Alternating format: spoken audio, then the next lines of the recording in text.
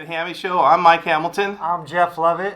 And today I got another topic for Jeff. And this is what I call 10 steps to your first sale. So Jeff's going to talk about the brand new, just got hired salesperson. And I'm going to go over a bunch of things I think is important. He's going to interject. But Jeff, what's important for a brand new salesperson? This is the green pea that's out on the lot, right? Yeah.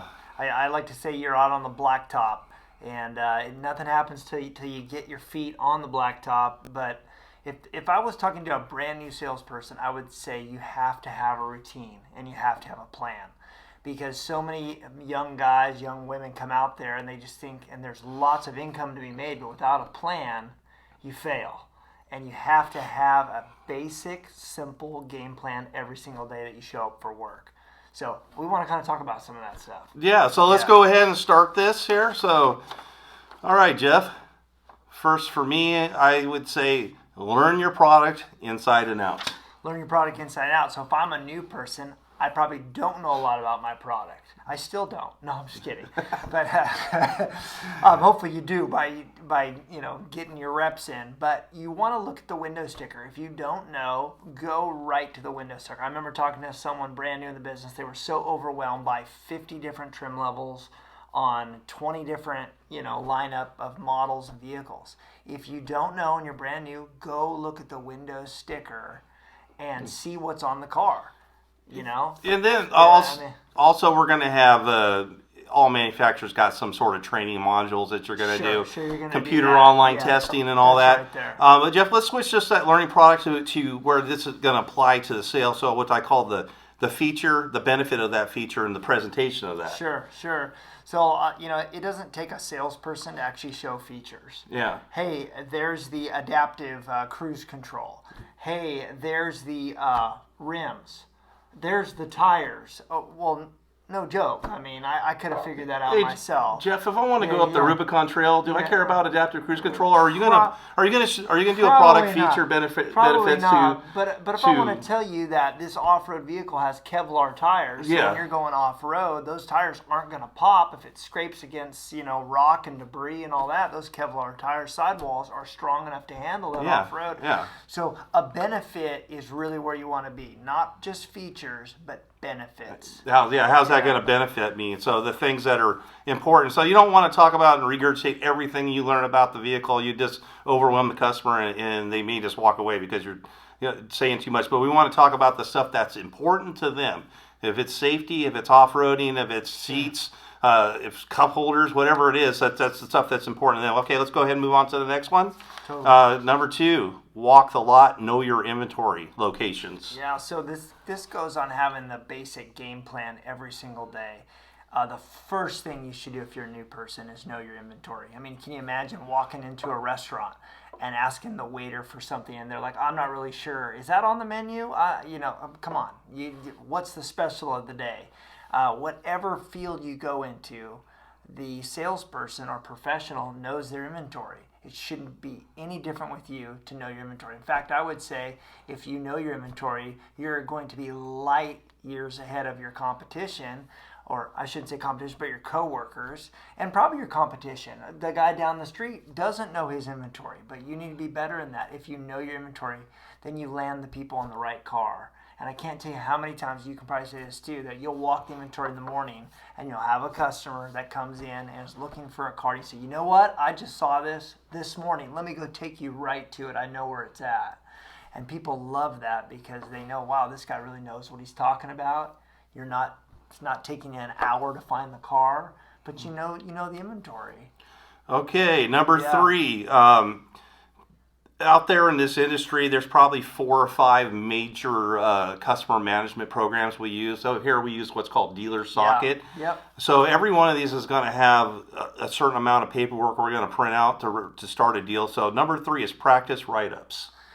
Yeah, I mean, the best way to practice write-ups is to role play, I think. Yeah.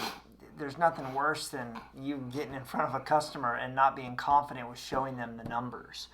You should know what your dealership is offering as far as warranties and things like that.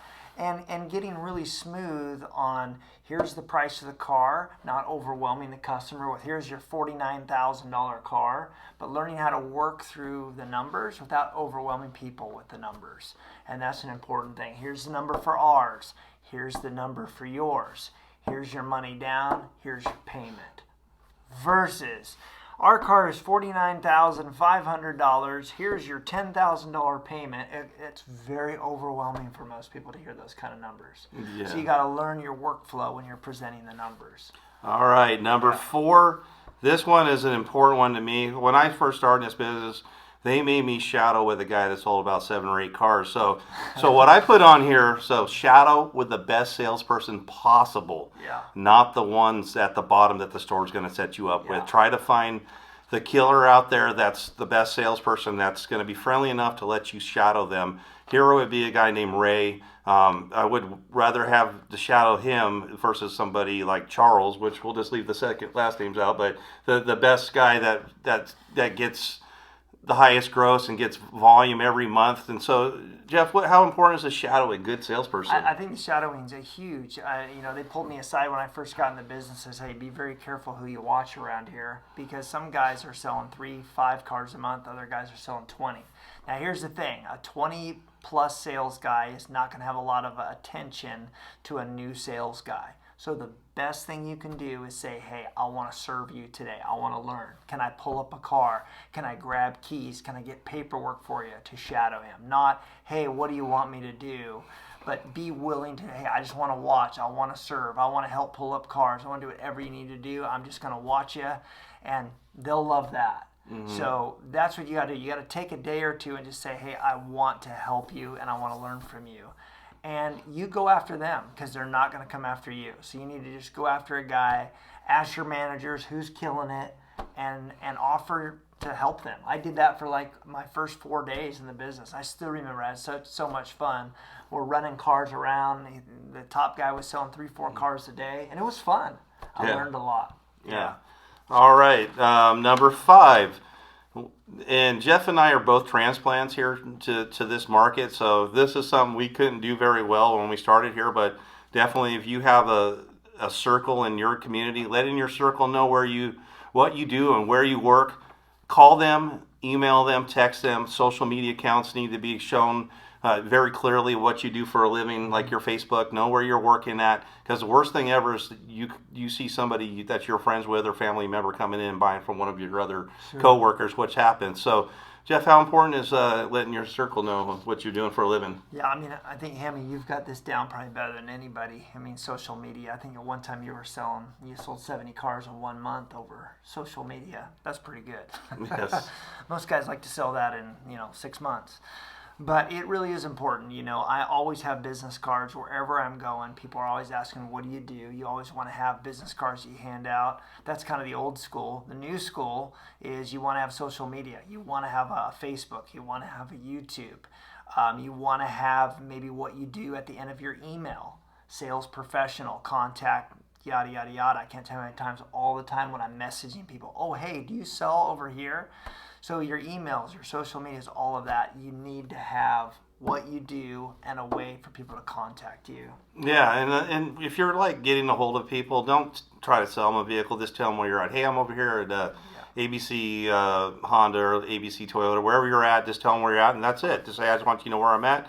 And you ever know anybody looking for a vehicle, please send them my way. It's pretty easy. I mean, people need good people they trust in the auto industry. For sure. Number 6. This is more for the floor salesman, but value every customer you talk to. Assume the sale, that everyone that comes in this store is here to buy. Yeah, the worst thing I think we can always do as a salesperson is to prejudge too early. A lot of times we say it here, let the bank decide if they can buy, not, "Hey, this guy has no money down and bad credit. He's out of here." Now there are times when you realize you got nothing to work with, but most of the times we want to let the bank decide, not you deciding out on the lot, and we call that a lot drop. That's not a good thing as a new salesperson. You want to take your time, assume the sale, and let the bank, let some experts, let your manager get them in the door. Let your manager be the one to kick them out if you're brand new. Yeah, and you'll learn this, but right now we got a lot of money floating out there with stimulus money and tax returns, and so don't assume that we had something Toyota doesn't typically buy, and a 480 they bought here like a day or two ago, and I had a 570 with $1,000 down on a 30 grand car. Yeah, and you'll learn this in the business. Like as stores, they're on quotas set by the company, by the manufacturer, us Toyota.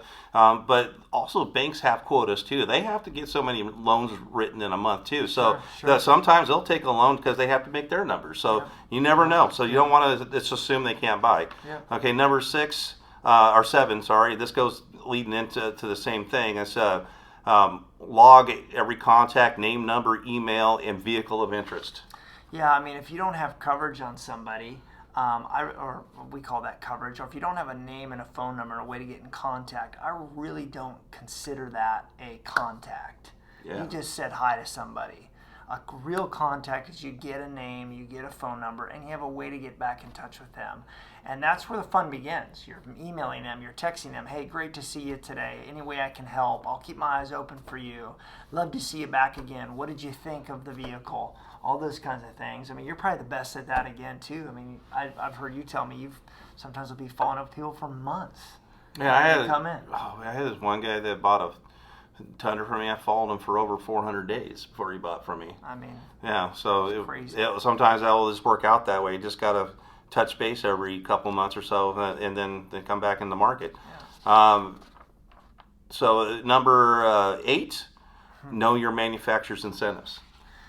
Yeah, I would say for me, the manufacturer incentives aren't a huge thing, but that's a bonus. You never want to lead with, oh, there's thousands of dollars off, but you definitely want to know that if someone asks for a discount, the discount you always want to give is, well, let's see what the rebates are. Yeah. That's a great answer versus slashing the price of the car from the dealer. The next question is, if they say, what's the discount? You say, well, let's see what type of incentives that they're offering.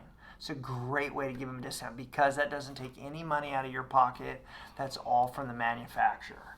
All right. Yeah. Awesome. Number 9, something I've struggled with, and I try to do this more. Write down your goals, short term and long term.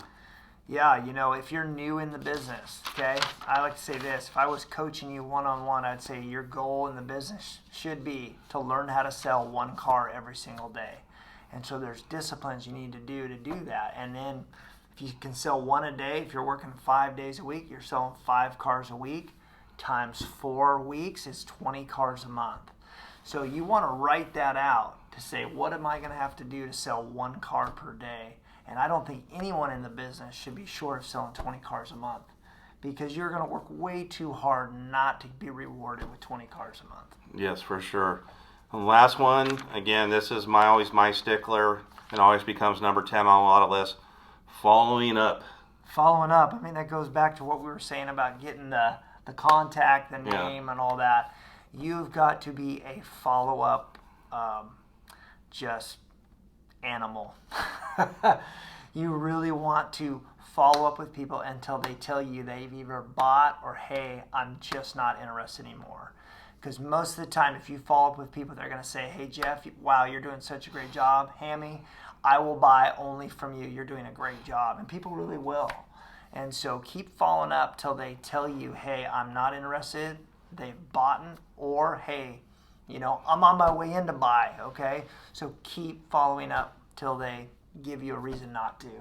Yeah, and I'm just going to add to that. One of the early things I learned in sales is when you're calling a customer back, like have a compelling reason to call them. Don't That's just call them. Hey, are you still looking for a car? Like you call it. Oh, hey, John, Mike Hamilton. I really appreciate you coming over last Saturday, and I just found out that the manager's okay with the discounts you're asking for, or hey, this was just got repriced by my used car manager. The incentives went up. Yeah, the incentives have gotten better. Yeah. Things like that. Sometimes they may pass on a deal and then turn around and willing to take that deal a day or two later. Yep, So yep. having a compelling reason to call your customer, and even when you don't have a compelling reason, I found a word track, is just wondering a lot of times how I get these long-term sales. It's like one sentence in an email.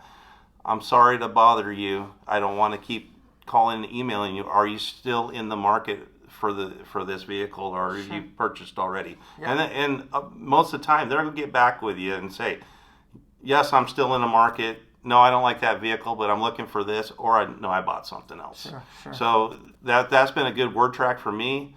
So I would use that, like as far as an email or maybe a text, or even calling them. Hey, are you?